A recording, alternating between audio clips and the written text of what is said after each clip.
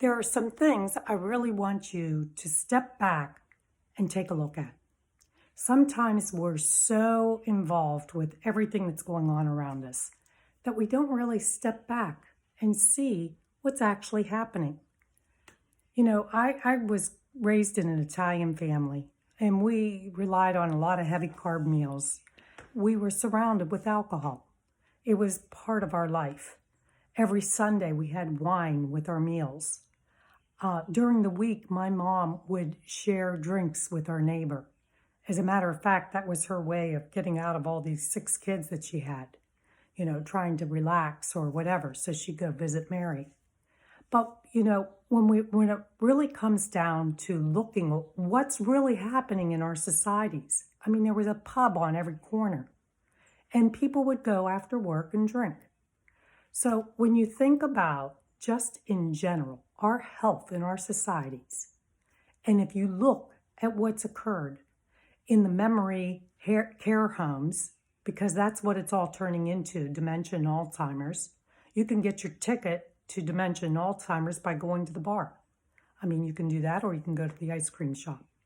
So when you think about what's good for us personally, we know alcohol causes brain damage, right?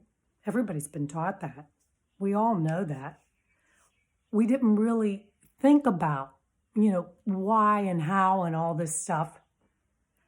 Half of our schools are filled with learning disorders, learning disabilities. And there's tutors and there's all kinds of people that are helping. So when you look at diabetes and alcoholism is a part of diabetes. And diabetes is, bottom line, how many impacted carbohydrates that are refined that enter into your bloodstream and just keep punching the pancreas constantly. Insulin, insulin, insulin. I need insulin. I need insulin now. So, and then, you add some extreme scenarios where you're working out constantly, and then the body can only respond to so much. And if you keep beating it up, then you're going to have some problems. And it's going to lead to multiple organ dysfunction. And then it turns into either thyroiditis or your thyroid goes totally bonkers one way or the other, hypo or hyper. So, you got to think about what's happening in our communities, how we can look at things a little bit differently, to open your minds to accepting maybe there are other options for foods, and maybe every holiday doesn't have to be revolve around alcohol.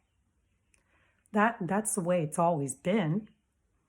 And, in Washington, PA, this has all been part of history.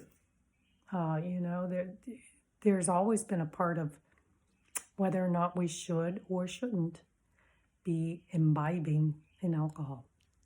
So I want you to think about learning disabilities across the nation, what's best for our children, how we can be a part of it as parents, grandparents, and just helping to make things a little bit easier. And when there's tension around things, you just have to really think, is this tension because of me?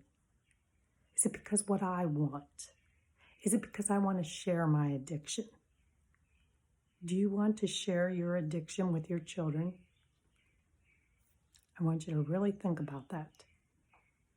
Unfortunately, that is what was happening in my family. The addiction to wanting to share this wonderful pizza making and alcohol drinking. It was a wonderful gathering, but it wasn't the right gathering. So think about what your role is in your little circle and what you can do positively to help benefit the growth and development of your children, the health and welfare of your family, and where you can be in this world to help navigate towards better lifestyles. Diane Greco-Allen, food relationship coach, and unfortunately, pancreatitis queen. Have a great day.